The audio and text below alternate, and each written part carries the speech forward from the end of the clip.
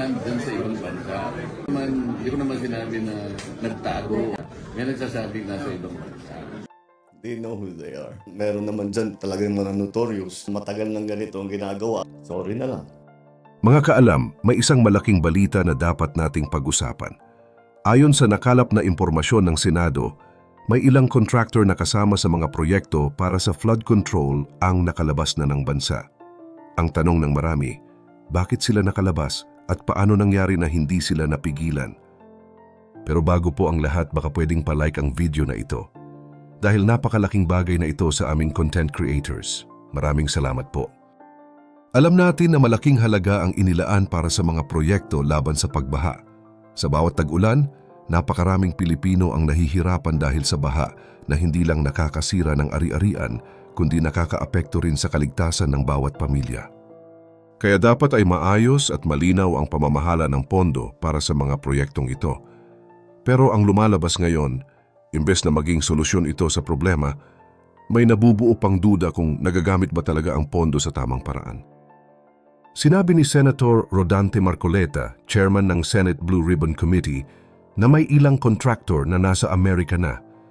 Ang mga contractor na ito ay kabilang sa mga napangalanan ni Pangulong Bongbong Marcos na nakakuha ng malalaking kontrata mula sa Department of Public Works and Highways.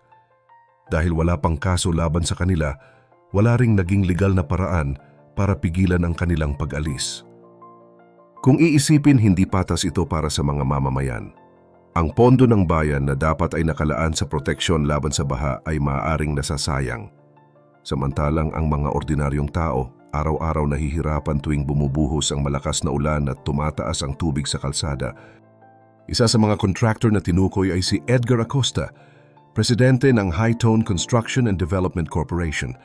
Pinadalhan siya ng show cause order ng Blue Ribbon Committee dahil 2 beses na siyang hindi sumipot sa hearing ng Senado.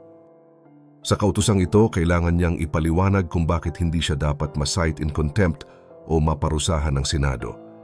Habang patuloy na ipinapatawag ang mga contractor, lumalabas naman na ang iba ay nakalipad na palabas ng bansa. Makikita rito na may malaking butas sa proseso. Kung may seryosong investigasyon, dapat ay may agarang aksyon para hindi agad nakakatakas ang mga taong kailangan magpaliwanag. Kung hindi agad kikilos, maaring hindi na bumalik ang mga contractor at tuluyang hindi na managot. Sinasabi ni Senator Marcoleta na hindi naman niya maituturing na pagtakas ang pag-alis ng bansa. Maaring may personal na dahilan ang mga contractor kung bakit sila umalis, pero hindi rin maaalis ang pangamba ng publiko na baka ginagamit lang nila ito para umiwas sa investigasyon. Sa ganitong sitwasyon, lumalabas na nauuna pa ang pag-alis ng mga sangkot kaysa sa pagsasampa ng kaso. Habang ang Senado ay nagsasagawa pa lang ng pagdinig, ang mga contractor naman ay nakahanap na ng paraan para lumabas ng bansa. Ito ang dahilan kung bakit maraming mamamayan ang nawawalan ng tiwala sa sistema. Kung babalikan natin ang naging aksyon ng Senado, may mga hakbang sila na ginagawa para bantayan ang mga taong nasasangkot. Ang Senate Blue Ribbon Committee ay humiling na ang Bureau of Immigration ay maglabas ng Lookout Bulletin Order o watch list laban sa ilang dating opisyal at contractor. Kasama rito ang dating district engineer ng Bulacan na si Henry Alcantara, si Bryce Hernandez at higit 30 pang pangalan. Ang layunin nito ay para mabantayan kung sila ay aalis ng bansa at maiwasan na maulit ang nangyari sa mga naunang contractor na nakalabas. May ilan ding nagsasabi na ang pag-alis ng mga taong sangkot ay para na ring pag-amin ng kasalanan. Ayon kay Senator Jinggoy Estrada, kung ang isang personalidad na iniimbestigahan ay biglang aalis ng bansa, ito ay maituturing na indikasyon ng pagkakasala. Hindi man ito formal na ebidensya, pero para sa maraming tao, lumalabas na tila umiiwas sila sa pananagutan. Samantala, sinabi rin ni Senator Marcoleta na may ilang contractor na nagpadala ng mensahe o feeler sa kanya. Ang mga taong ito ay sinasabing handa raw silang tumestigo at magbigay ng impormasyon tungkol sa anomalya sa flood control projects. Ngunit hindi pa malinaw kung gaano kalalim ang kanilang nalalaman. Kaya bago sila payagang magsalita sa harap ng komite, kailangan munang suriin kung anong impormasyon ang kaya nilang ilabas. Ang tanong ng senador ay simple. Magbibigay ba sila ng bagong detalye? Magtuturo ba sila ng mga kasabwat? At magsasabi ba sila ng buong katotohanan? Kung walang bago sa kanilang testimonya, baka hindi na rin ito makatulong. Ang punto ng komite ay malinaw. Ang nais nila ay mas maraming kasagutan sa mga tanong ng publiko. Hindi para pahirapan ang mga contractor kundi para linawin kung paano nagamit ang malaking pondo ng bayan. Habang nagpapatuloy ang investigasyon, lumalabas din ang pangalan ng pamilya Diskaya. Ayon sa ulat, isinampahan na ng kaso ng Senado si Pacifico Diskaya, asawa ni Sara Diskaya na tinatawag na Queen of Flood Control. Sa tala ng Senado, si Pacifico ay nakalista bilang may-ari ng ilan sa 9 na construction companies na ginagamit ng kanilang pamilya para makapasok sa mga kontrata ng gobyerno. Kasama rin sa mga kinasuhan ng ilang opisyal ng DPWH sa unang distrito ng Bulacan, kabilang dito sina Engineer J.P. Mendoza na Chief ng Construction Division at si Engineer Juanito Mendoza na Accountant. Ang mga opisyal na ito ay pinangalanan dahil sa kanilang posisyon at koneksyon sa mga proyekto. Dito natin makikita na hindi lang kontraktor ang sangkot kundi pati mga opisyal na nasa mismong ahensya ng gobyerno. Ang sistemang ito ay mas komplikado kaysa sa inaakala ng marami. Kung ang isang pamilya ay may kontrol sa ilang kumpanya at kung may opisyal na nakikipagtulungan, mas nagiging mahirap tukuyin kung saan talaga napupunta ang pera ng bayan. Kasunod ng mga pangalan na nabanggit sa nakaraang pagdinig, ipinatawag na rin ng Senado ang General Manager ng Darcy and Anna Builders na si Darcy Kymel Respicio. Ang kumpanyang ito ay una ng tinukoy ni dating Senator Ping Lacson na may kinalaman sa tinatawag na ghost projects sa Bulacan. Ang mga ghost project ay mga proyektong nakatala sa papel pero wala namang aktual na nagawa sa lupa. Para sa maraming tao, malinaw itong tanda ng maling paggamit ng pondo ng bayan. Sa ngayon, naipadala na ng Senate Blue Ribbon Committee sa Department of Justice ang kanilang opisyal na kahilingan na maisama sa Lookout Bulletin o Watchlist ang 35 personalidad. Kabilang dito ang mga contractor, ilang opisyal ng DPWH at iba pang individual na sinasabing may kaugnayan sa anomalya. Ang kahilingan ay nakatuon mismo kay Justice Secretary Boying Rimula para mabigyan ng bisa.